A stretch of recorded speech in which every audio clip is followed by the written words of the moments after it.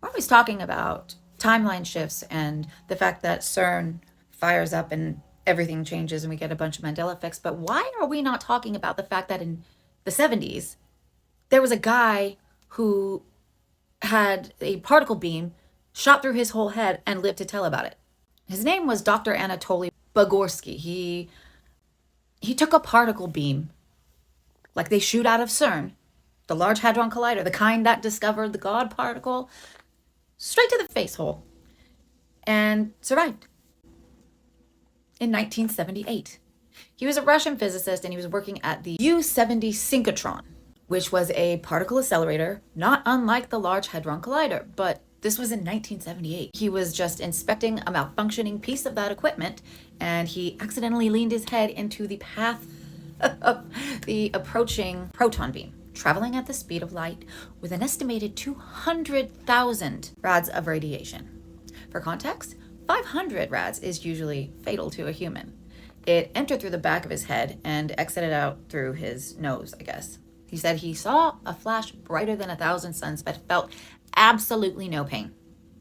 It burned a path straight through his skull, brain tissue, and face.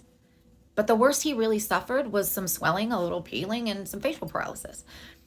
They fully expected him to die, but he survived and recovered almost fully, went on to receive his PhD, and lived a totally normal life with absolutely no intellectual impairments. In fact, the only thing that really happened to him is that he started having seizures, but he was still pretty functional on the day-to-day. That's it. Everything else was totally fine.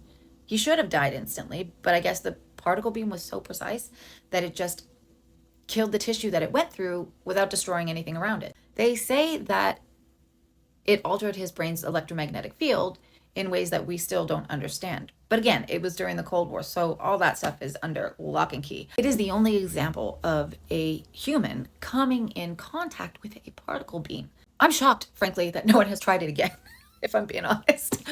But when we talk about the human energetic fields, listen to anything Sabrina Wallace has ever said in biophysics, electromagnetic, and consciousness. You've heard this is something that the powers that be have been dabbling in for decades. I didn't realize it went back to 1978.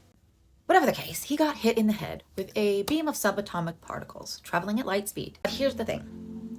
The creepiest thing, and this is why I'm so gobsmacked as to why no one has tried to do this again, is because the left side of his face never aged after it happened. So his face was basically frozen in time. One side visibly aged and the other one just remained same age as when he got hit with the particle beam for decades until he died.